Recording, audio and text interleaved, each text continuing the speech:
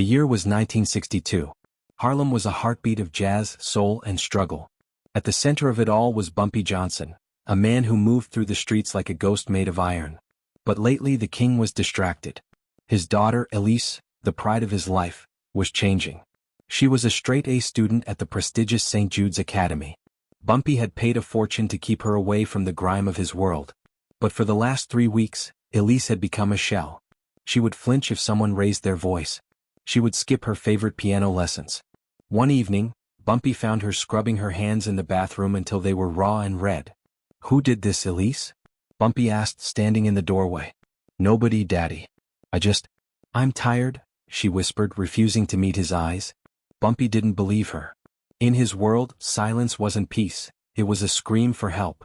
He walked out of the house, his eyes turning into cold flint. The godfather was gone, the father was on the warpath. Bumpy didn't go to the police. In Harlem, the police were just another gang in blue. Instead, he sent his street eyes, a network of shoeshine boys and newsstand owners. By the next morning he had a lead. "It's the history teacher, boss," a young boy told Bumpy while shining his leather brogues. "Mr. Julian Sterling. He's the golden boy of the school. But the girls call him the octopus. He's got hands that wander and he uses grades to keep him quiet. He's been keeping your girl after hours for special tutoring in the boiler room." Bumpy's grip tightened on his cane so hard the wood creaked. He realized that while he was protecting his daughter from mobsters and hitmen, a civilized man in a suit and tie was destroying her spirit from the inside. Bumpy signaled his driver. "Get the Cadillac. We're going to school late today."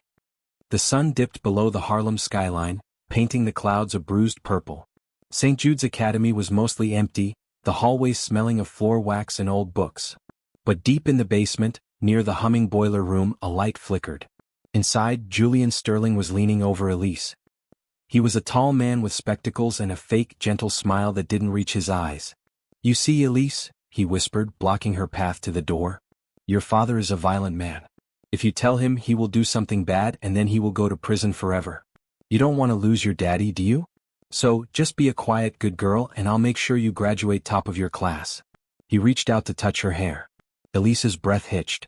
She felt paralyzed, trapped between her fear for her father and her disgust for this monster. Thud, thud, thud. The sound of heavy, rhythmic footsteps echoed in the hallway. Sterling froze. The door didn't just open, it was kicked so hard the frame splintered. Bumpy Johnson stepped in, flanked by 2 shadows. He looked at Sterling, then at his daughter's tear-streaked face. "Elise," Bumpy said, his voice terrifyingly calm. "Go to the car. Your mother is waiting with the radio on. I need to have a private parent-teacher conference." As Elise ran out, Sterling tried to straighten his tie, his ego trying to mask his terror. "Mr. Johnson, this is a school. You can't just burst in here." Bumpy didn't let him finish. He grabbed Sterling by the throat with one hand, lifting the man nearly off the floor. Bumpy was 60 years old, but he had the strength of a man who had survived 100 street fights. "You're a teacher, Julian? You like to explain the past." Bumpy slammed him against the hot boiler pipe. Sterling screamed as the heat singed his blazer. "I'm going to explain your future. It involves a lot of bandages and a very long stay in a place where you'll never see the sun." Bumpy pulled out a small velvet kit. He opened it on the desk. Inside were surgical tools, not for healing but for extraction. "I heard you like to touch things that don't belong to you," Bumpy whispered, his face inches from Sterling's. "Today we're going to make sure you never have the urge to touch anything ever again." Sterling was trembling so hard the desk rattled.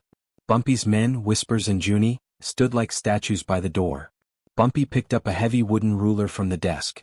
He snapped it in half with one hand. "You used your authority to make her feel small," Bumpy said, his voice a low, vibrating growl. "You used fear to keep her quiet. I've spent my life in the streets, Sterling. I've seen killers, thieves and junkies. But you're the lowest form of life. You're a parasite that hides in a suit." Bumpy grabbed Sterling's right hand and pinned it to the table with a grip like a steel vise. He didn't use a gun. A gun was too quick. Bumpy took a heavy glass paperweight from the desk, a World's Best Teacher award, and brought it down with calculated precision on Sterling's fingers. The sound of bones cracking filled the room. Sterling's scream was muffled by Junie's heavy hand over his mouth. "That's for the first time you made her cry," Bumpy whispered. Bumpy didn't stop. He moved with the surgical coldness of a man who had done this 1,000 times. Every time Sterling tried to plead, Bumpy would remind him of a specific day Elise had come home sad. June 14th. She missed her recital because you kept her here, whack. June 20th.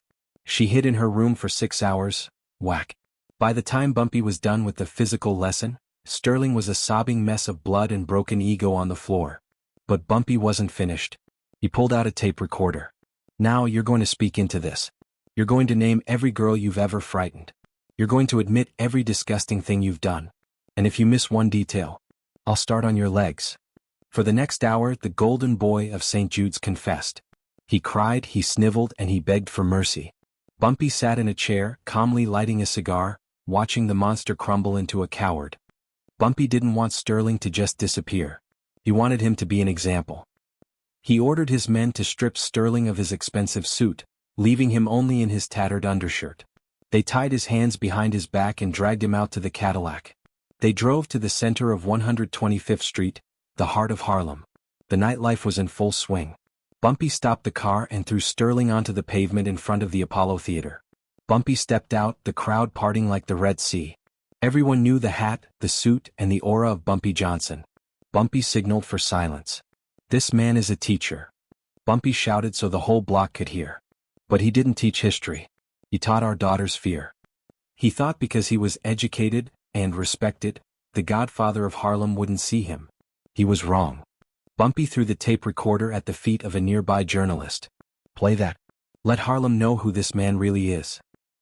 As the recording played over the street speakers, the crowd's mood shifted from curiosity to pure, unadulterated rage. Mothers looked at Sterling with fire in their eyes. Fathers tightened their fists. Bumpy didn't have to do anything else. The community he protected would take it from here. Bumpy turned his back on the chaos and got back into his car. He had a more important job to do. He drove home where the house was quiet. He found Elise in the living room, wrapped in a blanket, staring at the fireplace. He sat down next to her. For a long time neither of them spoke. "Is it over, Daddy?" she asked softly. "He will never hurt anyone again, Elise. Not in this city." "Not in any city," Bumpy replied. He handed her a small box. Inside was a new fountain pen. "Tomorrow you go back to school. You walk with your head high. Because you're a Johnson, and the streets of Harlem belong to you." With Sterling gone and the school board in a frenzy, some of Sterling's friends, corrupt officials who had protected him, tried to push back. They sent a message to Bumpy, threatening to bring the feds down on his gambling dens if he didn't stop interfering with school business. Bumpy laughed when he got the message. He didn't send a letter back. He sent Junie with a gift, the world's best teacher award, still stained with Sterling's blood, wrapped in a newspaper article about the scandal. The message was clear. Bumpy didn't care about the feds, the police, or the law. He cared about his people. And anyone who protected a predator was an enemy of the king. Years later, people in Harlem still talked about the night of the teacher. St. Jude's Academy became a safer place. The basement lab was turned into a library named after a local hero. Elise grew up to be a lawyer, fighting for the rights of those who couldn't fight for themselves. She never forgot the night her father's shadow protected her. And Bumpy? He remained the silent guardian. He knew that his world was violent and dark, but as long as he breathed, that darkness would never touch the innocent. As the sun rose over Lenox Avenue, Bumpy stood on his balcony looking over his kingdom. He had taught Julian Sterling the ultimate lesson. In Harlem, the godfather might be a sinner, but he protects his saints with his life.